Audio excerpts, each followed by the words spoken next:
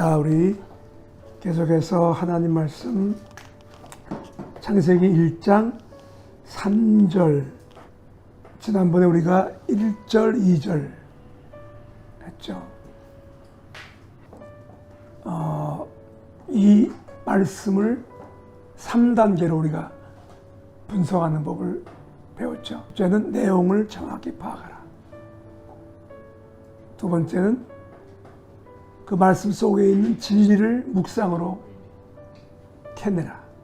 그 다음에 캐낸 진리를 생활 속에 적용해야 된다. 3단계. 이제는 그걸 그냥 이렇게 묶어가지고 오늘 말씀으로 들어가겠습니다. 우리 2절에서 지난번에 땅이 혼돈하고 공허하며 흑암이 깊음에 있고, 내용을 정확하게 파악하기 위해서는 이 말씀의 내용을 요약하는 훈련을 해야 돼요. 요약이라는 말은 다른 말로 하면 제목을 주는 거예요. 제목을 붙여보는 거예요. 1장 1절에 제목이 어떻게 붙였죠? 제목을 어떻게 했죠? 1장 1절의 제목이 뭐예요? 첫째 날 첫째 창조하면 딱 답이 나오잖아. 그러니까 이게 안 되면 첫째 창조가 뭡니까? 그럼 빛입니다 하는 사람도 있어요. 아닙니다. 빛 이전에 천지를 창조하셨거든요. 그러니까 첫째 날 첫째 창조는 천지인데 그 천지가 하늘천 따지가 아니고 하늘들과 지구. 정확히. 그 다음에 그럼 2절의 제목은 뭐라 그랬죠? 하나님 창조하신 땅의 상태. 이래야 정확히 답이 나옵니다.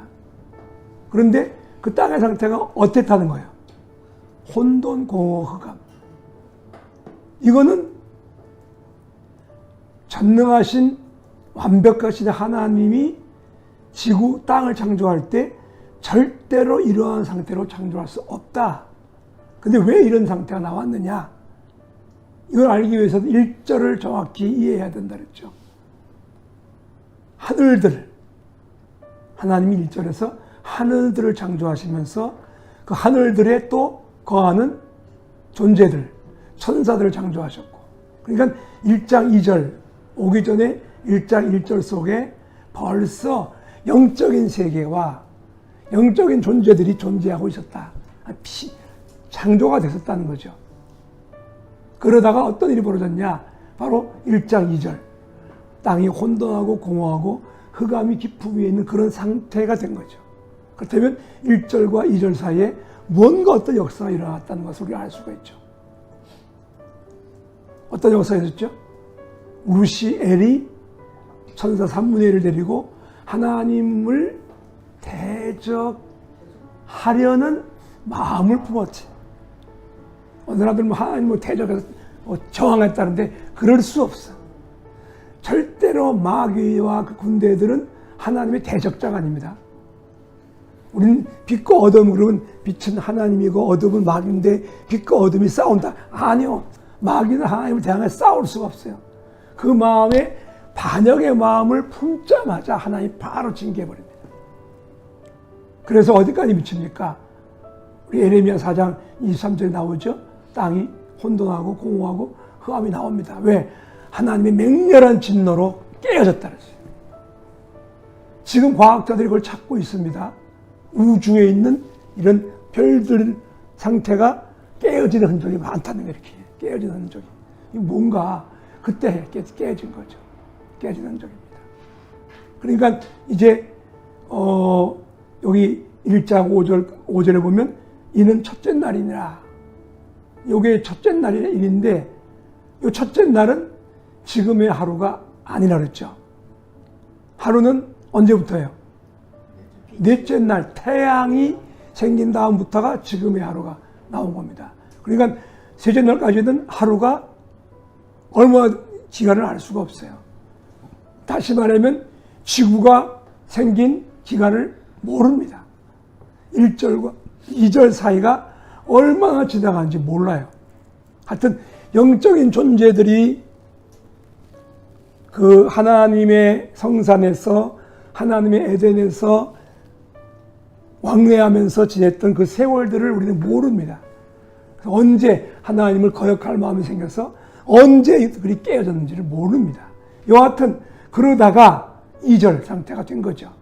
땅이 혼돈하고 공허하고 흑암이 깊음이 있는 그런 상태가 돼버린 겁니다. 그러니까 다시 말하면 이 지구 땅이 이런 상태가 된 원인은 어디 있어요? 천사들의 하나님께 대한 반란의 마음을 품자 이런 일이 벌어진 거죠.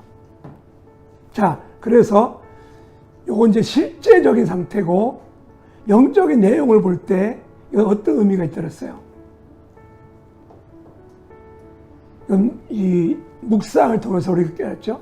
땅이 혼돈하고 공허하고 흑암의 깊음이 있다. 이 말은 무슨 말이죠? 우리가 이 땅에 사는 동안에는 뭐가 온다?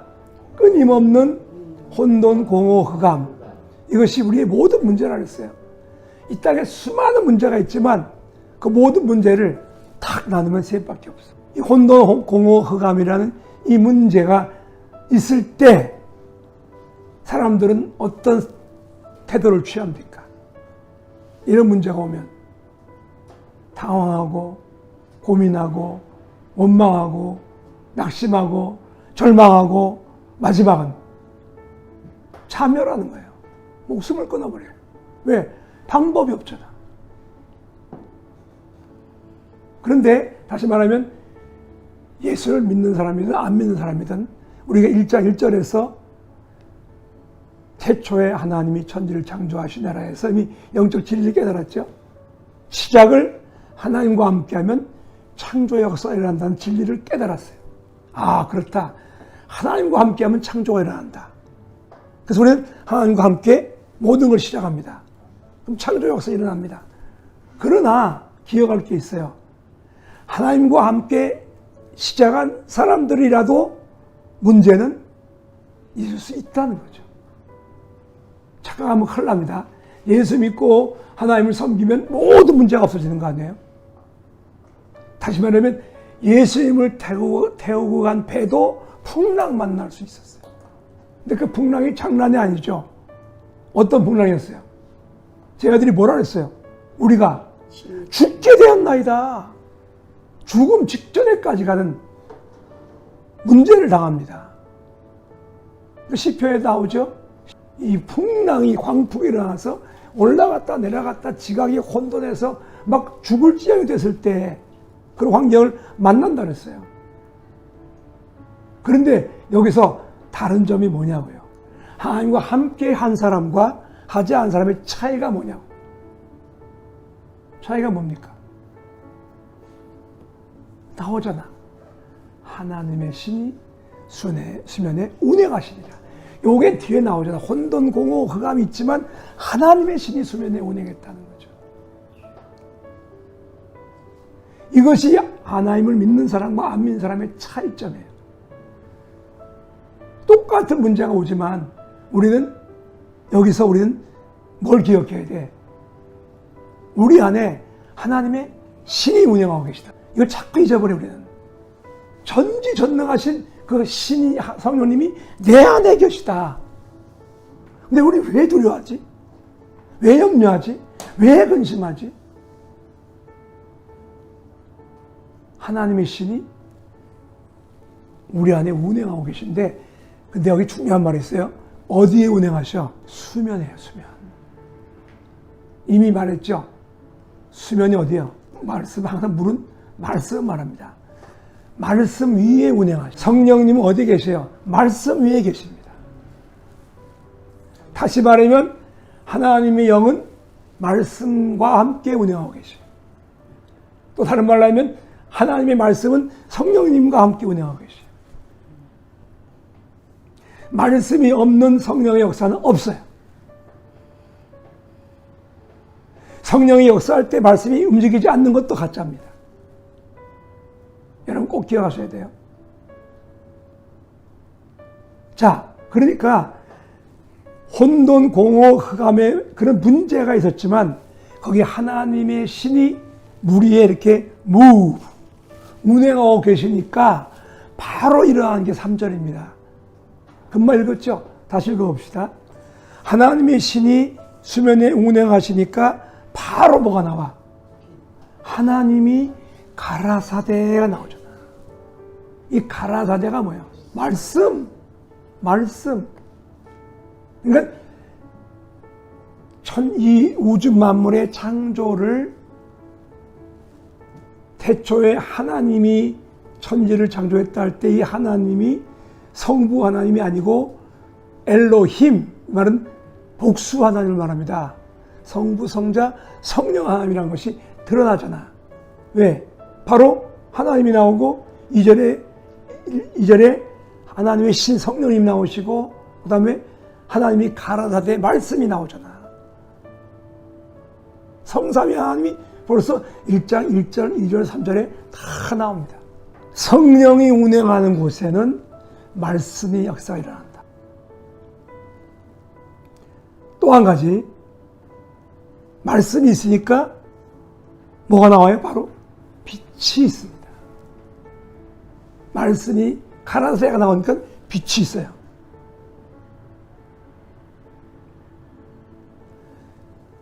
하나님은 문제를 해결할 때 그냥 해결하는 게 아니고 어떤 정확한 하나님의 어떤 법칙, 원리를 가지고 움직이죠. 아무렇게나 하시는 하나님이 아니에요. 임의로 하시는 하나님이 아닙니다. 하나님 자신도 어떤 계획 속에 움직이셔요.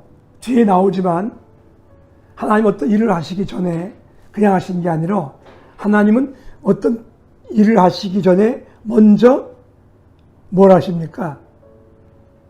계획을 하십니다. 그렇게 하리라 하시고 하십니다. 그러니까 우리가 믿음이라고 하면 무조건 막 밀고 나가는 게 믿음이 아니에요. 정확한 계획을 가지고 하는 게 믿음이에요. 하나님이 천지 만물을 창조할 때 그냥 막 생각나는 대로 하시는 게 아니고 정확한 계획과 어떤 원칙과 그런 걸 가지고 움직였다는 게 다 나옵니다. 정확하게.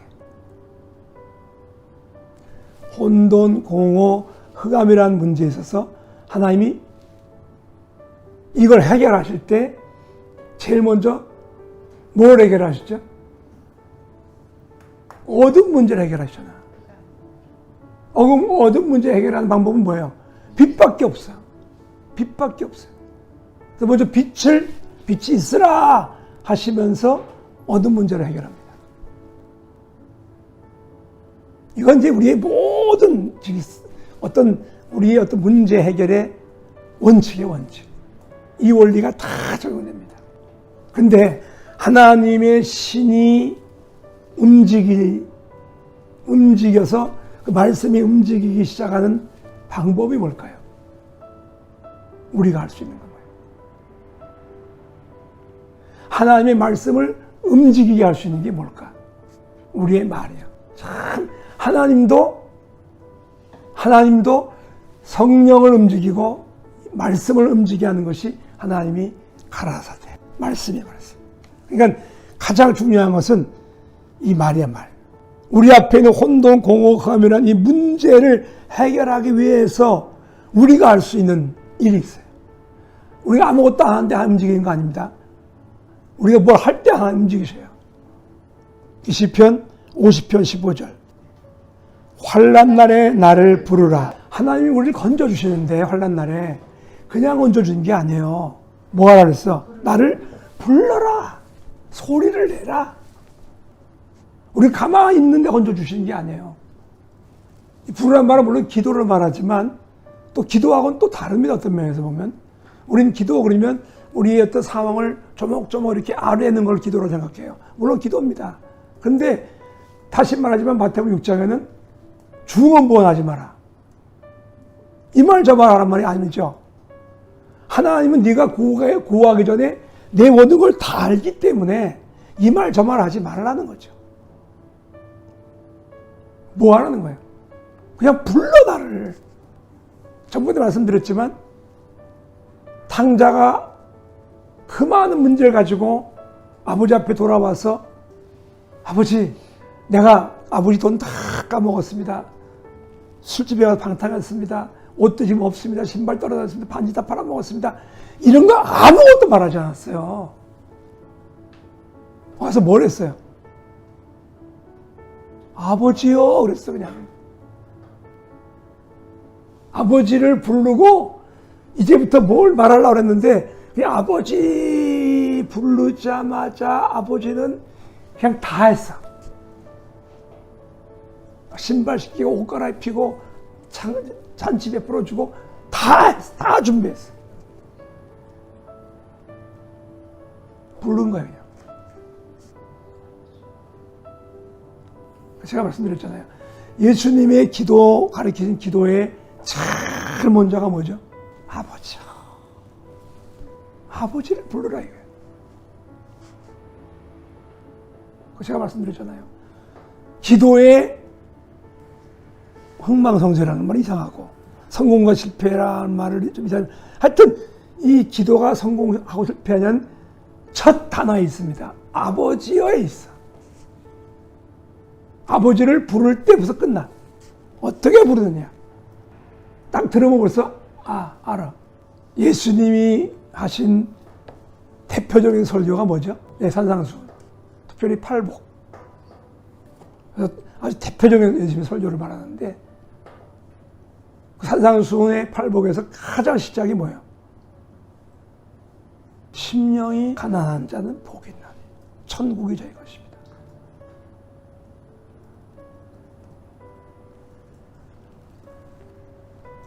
결국은 복은 천국밖에 없어요.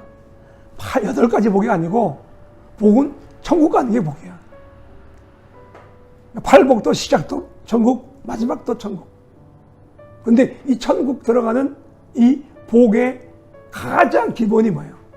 심령이 가난한 거예요. 그 심령이 가난한 걸 뭘 가져갈 수 있을까? 뭘 가져갈 수 있을까? 아버지를 부르는 소리를 들으면 알아. 아버지 부르는 그 소리가 딱 들으면 저건 가난한 심령이구나. 저건 부유한 심령이구나. 금방 알 수 있어요.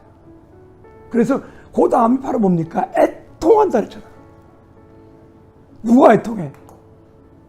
심령이 가난한 자가 애통하게 돼 있어. 그냥 아버지 부르지 않잖아. 벌써 심령이 가난하면 애통하는 마음으로 아버지를 부르게 돼 있다고. 나 스스로도 나는 알아요. 내가 지금 기도 시작할 때 그 하나님을 부르는, 내가 하나님을 부르는 그 내 소리를 들어도 내 심령이 어떤지 내가 알아봤어. 내 이 기도가 얼마나 빨리 응답될 거 내가 알아버려요. 내가 벌써 알아버립니다. 내가 아버지 부르는 그 소리를 내가 들어도 알겠더라고. 여기 이사야 62장 6절 7절을 보세요. 참 귀한 말이 나옵니다. 이사야 62장 6절. 여호와로 기억케 하게 하신 자들아. 이게 무슨 말이에요? 하나님이 기억하는 사람. 누가 하나님을 기억하게 하는 자들까? 쉬지 말고 하나님으로 쉬지 못하게 하라. 야, 여러분 이게 좀 재밌는 말 아니에요? 하나님을 쉬지 못하게 하는 방법이 뭐예요? 뭐 쉬지 말고 부르짖는 거예요. 참 재밌는 표현이죠. 우리에게 혼돈공허함이라는 이런 문제들이 생기게 하시는 이유가 뭘까? 하나님은 우리한테 나를 불러라. 나 좀 찾아. 나를 기억하게 만들게 좀 해줘, 너를.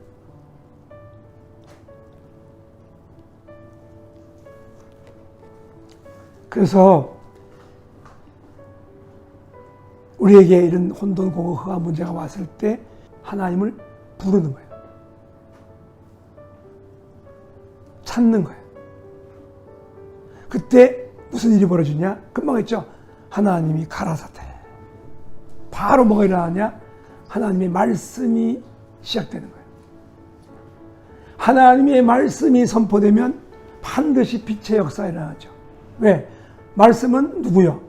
빛이죠. 빛이 있으라 하면 빛이 있었고. 자, 여기서 우리가 이 빛에 대해 생각합시다. 이 빛은 어떤 빛입니까? 여기 하나님 말씀하시니까 생긴 빛은 뭐예요? 어떤 빛입니까, 이게? 1장의 참빛 곧 예수 그리스도. 그러면 여기서 3절에서 하나님이 빛이 있으라 할 때 나타난 그 빛은 예수님일까요? 여기 중요합니다. 예수님이실까?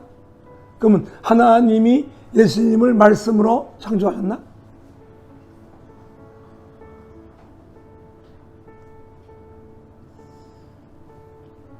자, 빛은 근본적으로는 예수님이에요. 요한복음 1장에 나오잖아. 참빛 곧 세상에 빛이 있으니 그 빛은 예수님입니다. 근데 요 1장 3절의 빛은 예수님일까? 우리가 일반적으로 빛의 근원은 뭘 말하죠? 태양을 말하잖아. 태양을 말합니다. 근데 이 태양은 언제 창조됐어? 그러면 요 3절은 태양은 아니지. 그럼 이건 무슨 빛일까? 자, 태양은 어떻게 생겼어요? 어떻게 만들었어요? 말씀으로 하나님이 궁창에 큰 광명과 작은 광명을 만들었다 그랬어요. 큰 광명이 태양이고 작은 광명이 달입니다.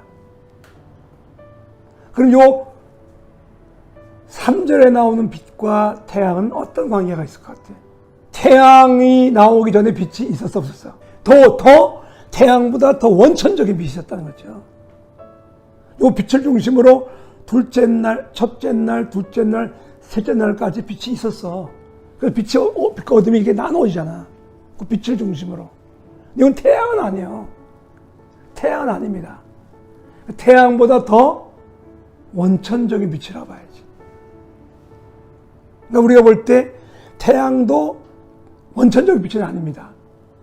원천적인 빛이 큰 광명, 작은 광명에 들어가서 비춘 거죠. 그러니까 다시 말하지만 태양, 달, 별들도 자체 발광체는 아닙니다. 이것도 빛을 받은 거예요, 사실은. 그 빛은 3절에 나온 빛입니다. 주님께로부터 온 거죠. 하나님께로부터 온 거예요. 이게 계시록에 나옵니다. 맨 끝에 가면 해와 달과 없다 그러죠. 새해로 달을 명하면 해도 달을 필요 없다 그랬죠. 왜? 하나님과 예수님이 빛 자체가 되신다는 거죠. 그러다면 예수님도 하나님의 피조물일 수가 있잖아. 예수님은 피조물이 아닙니다. 예수님은 하나님이 낳으신 분이야. begotten. 이건 우리 인간의 단어가 아닙니다. 인간의 단어가 아니에요. 하나님이 예수님을 낳았다는 것은 창조했단 말이 아니고 이건 우리 인간의 표현이 아니에요. 하나님의 언어이기 때문에 우리는 모릅니다. 그래서 우리가 왜 사도신경이 문제냐면 예수님을 그 외아들로 표현하는 것이 잘못된 거예요. 외아들은 낳는 거예요. 낳는 게 외아들이에요. 근데 하나님은 예수님을 낳는 게 아니죠. 독생, begotten son이요. 이 다릅니다. 독생하신 거와 낳는 건 다릅니다. 외아들이 아니에요. 독생하신 아들이지. 그 차이입니다. 그래서 우리가 요 3절에 나오는 요 빛에 대해서 우리가 좀 정확히 이해할 필요가 있어요. 태양도 아니고 예수님도 아닌 어떤 빛의 원천적인 빛. 이걸 왜 하냐면, 자, 요 이제 4절을 봅시다. 4절. 하나님이 창조하신 요 빛, 원천적인 요 빛이 하는 일이 뭐예요? 나눕니다. 그러니까 요 빛이 생김으로 어떤 일이 벌어져? 빛과 어둠이 분리가 돼버려요. 나눠집니다. 그러니까 요 빛은 하는 일이 뭐예요? 어둠과 빛을 분리하게 만든다. 분리하게 합니다. 그냥 단순히 어둠을 이렇게 태양처럼 하는 그런 빛이 아니고 빛과 어둠이 분리되게 만드는. 자, 이 빛이 천지 창조 위에 제일 두 번째, 두 번째 천자가 빛인데 이 빛이 언제 창조가 돼요? 첫째 날이야, 이게. 뒤에 나오죠? 이는 첫째 날입니다. 그러니까 빛을 창조한 게 첫째 날, 다른 거 창조하기 전에 제일 먼저, 물론 천지들과, 하늘들과 땅을 창조한 다음에 바로 전부 빛을 창조하시면서 무슨 일이 벌어져요? 빛과 어둠이 분리시키는 겁니다. 이게 첫째 날이에요, 지금 첫째 날. 토요일, 안식일. 몇째 날이에요? 일곱째 날이지. 안식일은 일곱째 날입니다. 그리고 우리가 지키는 주일은 안식 후 첫날. 안식 후 첫날 그러니까 여덟째 날 보는데 아니에요. 하나님의 날은 딱 7개밖에 없어. 태초부터 정한 거야. 7일을. 근데 안식일은 그 끝날이에요. 근데 우리는 이렇게 생각합니다. 하나님이 안식일을 먼저 정하고 주일은 나중에 정해졌다. 그래서 부활하신 다음부터 주일이 정했다. 그래서 안식일이 먼저 있는 걸로 알고 있어. 근데 아닙니다. 안식일이 먼저 있던 게 아니에요. 뭐가 먼저 있었어? 주일이 먼저 있었어요. 주일은 무슨 날이에요? 빛의 날이잖아. 빛의 날이야. 빛. 빛을 창조하신 날이라고. 이 날이 먼저야.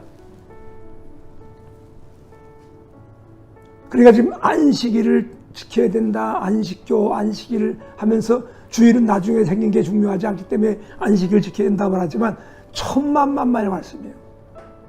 안식일 생기기 전에 벌써 하나님은 주일을 만드신 거예요. 빛의 날. 왜? 왜 만들었어요? 빛과 어둠을 나누기 위해서. 우리가 언제부터 빛의 자녀가 됐어요? 에베소 1장 3절 보세요. 나와 여러분이 예수 그리스도 안에서 하나님의 아들이 된 게 언제예요? 창세전이라고. 우리를 어둠으로부터 빛으로 분리시켜 놓으셨다는 거지.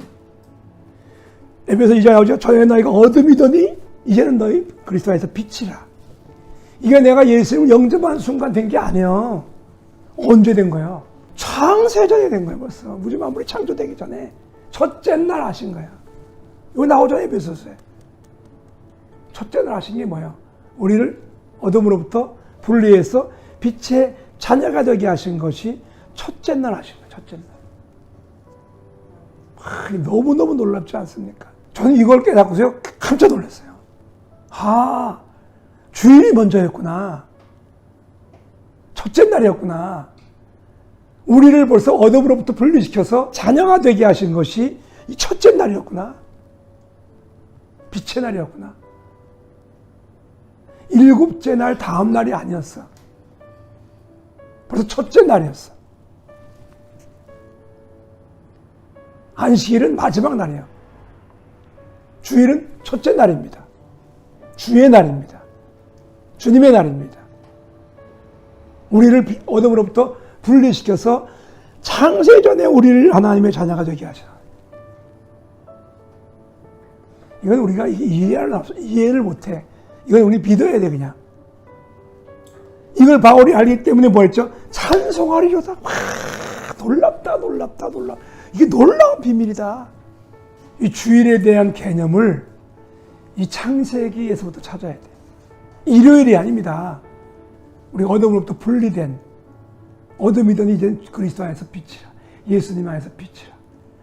참빛 대신 예수 그리스도 안에서 그 빛으로 말미암아 빛 자녀로 구별된 날.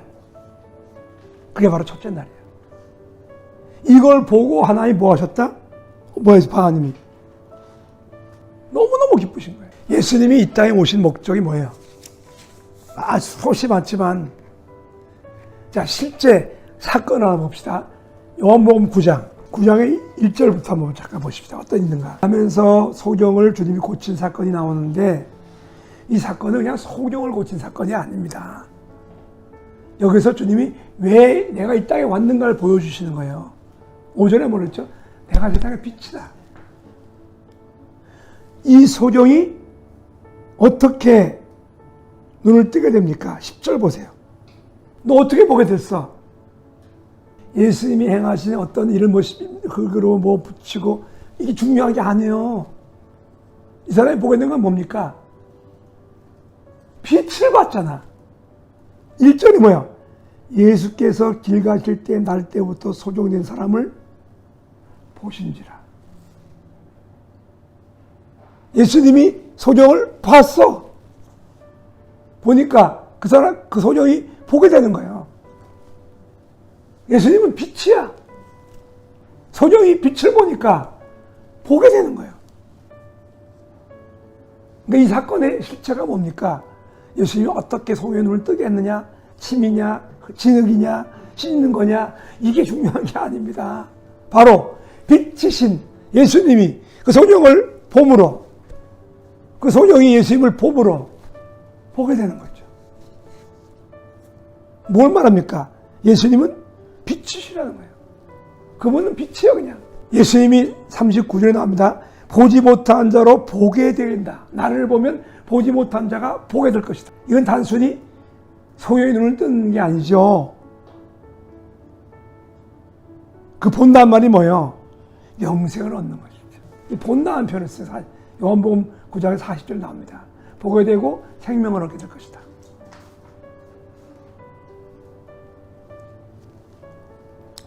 자, 그런데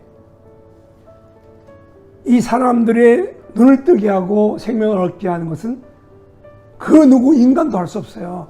누구만 할 수 있어? 빛이신 예수님만이 할 수 있어.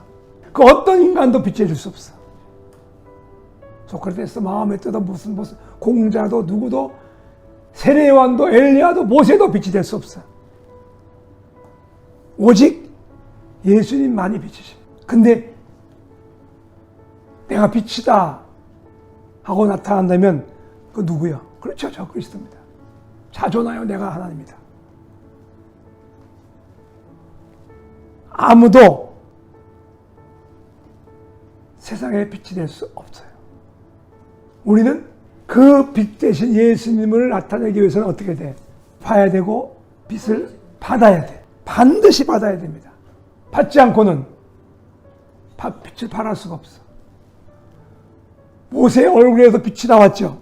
사람들이 못 봤어요. 그렇다고 모세가 빛이에요? 아니죠. 모세가 왜 빛을 발했지? 반드시 받아야 돼요. 우리가 예수 그리스도를 비추기 위해서는 우리는 반드시 그분의 빛을 받아야 됩니다. 받지 않고는 절대로 빛을 발할 수가 없어. 자, 그래서 예수님도 이 제자들을 보내기 전에 마가복음 3장 14절에 보니까 자기와 함께 있게 하시고 제자들을 먼저 자기 앞에 있게 해서 이렇게 있게. 왜 있게 한 거예요? 빛을 받게 한 것이. 모세가 나가서 비추려면 하나님 앞에 있어야 돼. 빛이신 예수님도 인간의 몸을 입고 있을 때는 하나님께로부터 빛을 받아야 됩니다. 그래서 어떻게 했어요? 밤이 맞도록 하나님 앞에 머무셨어. 누가복음 6장 12절에 나옵니다. 밤이 맞도록 하나님 앞에 머무시고 하나님께로부터 빛을 받아서 그리고 나가서 빛을 비추신 거예요. 하나님께로부터 받은 빛을 또 세상 사람들에게 비추셨습니다. 우리의 문제가 뭐예요? 우리는 받지도 않고 비추려고 그래. 그러니까 받지 않고 비추면 무슨 빛을 비춰? 자기 빛을 비추는 거지. 자기의, 자기 말, 자기를 나타낼 수밖에 없다고요. 그 내가 해보니까 맞더라고 그게. 빛을 받지 않고 빛을 비추려니까 뭐가 나오냐? 내가 나가는 거예요. 그럴 수밖에 없죠. 너 빛을 줘야겠는데 받지 않았으니까 자기의 빛이 나가는 거지. 아, 진짜 무서운 일 같아.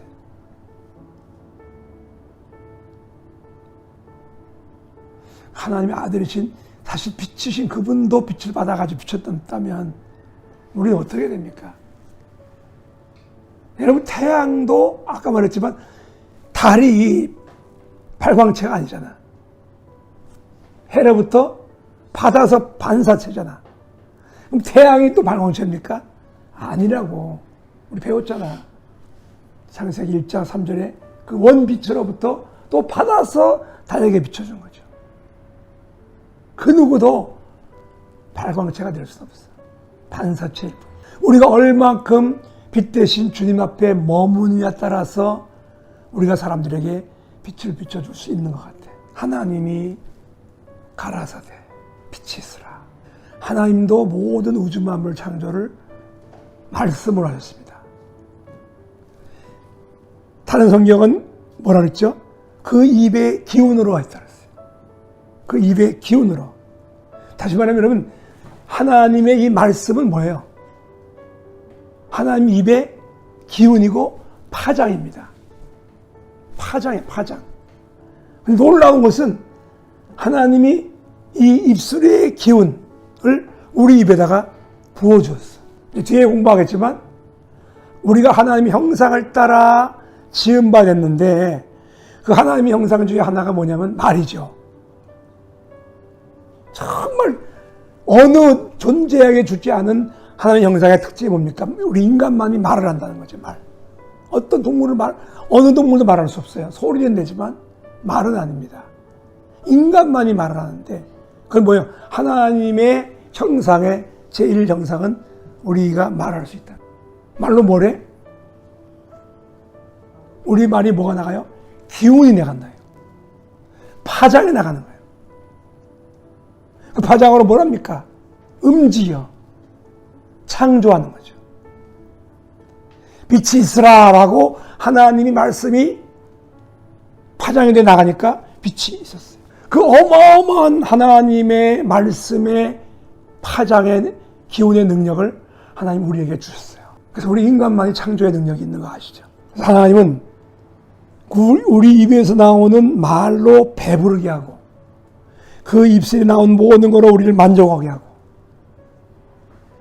건강하게 하고 부유하게 하고 더 나아가서는 우리의 말로 영생하게 하십니다. 네 말로 의롭다 하시고 네 말로 저주를 받는다.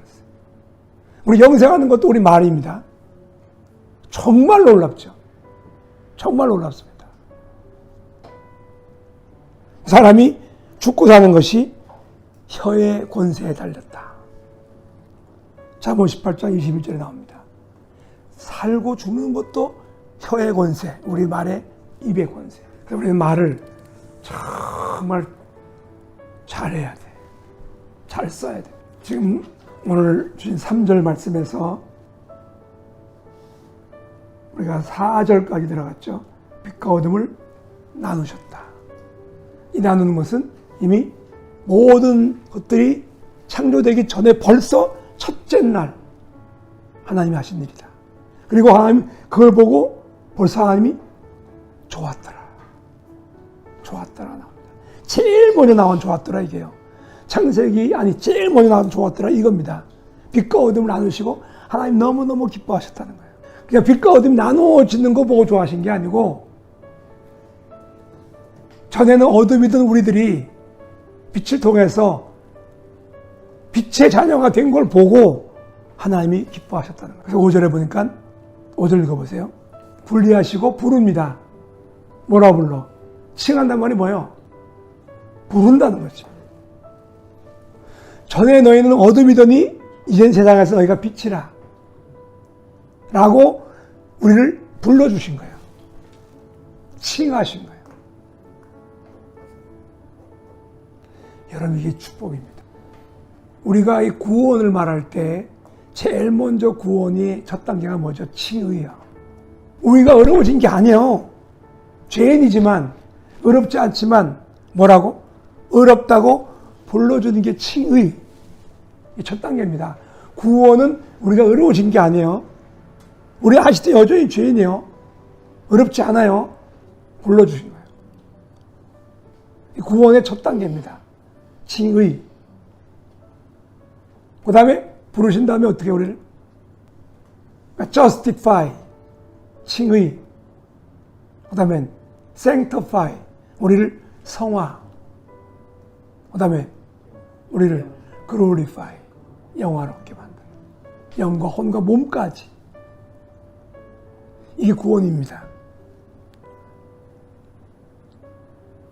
그러니까 우리를 빛이라고 불러주셨다. 얼마나 감사합니까? 그래서 이게 첫째 날인데, 첫째 날은 어떻게 옵니까? 어떻게 왔어요? 5절 다시 읽어봐요. 첫째 날에 어떻게 왔어? 저녁이 되며 아침이 되니.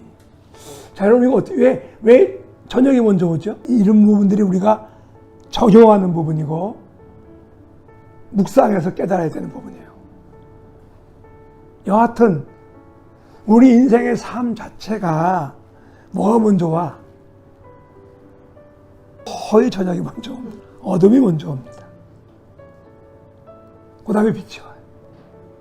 저녁이 오고 아침이 옵니다. 어둠이 오고 밝음이 옵니다. 저녁에 어둠이 깃들지라도 아침에 찾아온다 그러죠, 햇빛이.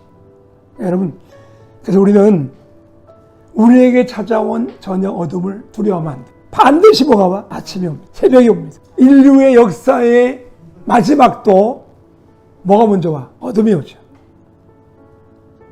그러다가 새벽별이신 예수님이 오십니다. 새벽별은 언제 떠? 최고로 어둠이 깊었을 때 새벽별이 뜹니다.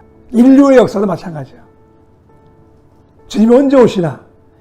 빛이신 예수님, 새벽별 예수님 언제 오시나? 마지막 세상의 끝일 때 오십니다. 대환란, 우리한테 최고로 어둠이죠. 그때 주님이 새벽별이 뜨십니다. 일반적으로도 우리는 이러한 우리 인생에서 이러한 것들을 경험하잖아. 왜 이렇게 어둠이 와? 왜 이렇게 문제가 와? 왜 이런 게 있어? 어둠이 와야 새벽이 옵니다. 치웁니다. 꼭 명심하세요, 여러분. 이게 하나님이 어떤 하나의 법칙이에요. 저녁이 오고 아침이 오니 첫째 날이에요. 둘째라도 마찬가지예요. 저녁이 오고 아침이 오고. 우리에게 어둠이 깃들지라도 두려워하지 맙시다. 그 다음엔 반드시 빛이 오고 광명이 오고 새벽별이 뜬다는 걸 잊지 맙시다. 이렇게 우리 첫째 날이 시작됐어요. 이제 우리 알파를 마치고 계시록으로 들어갑시다.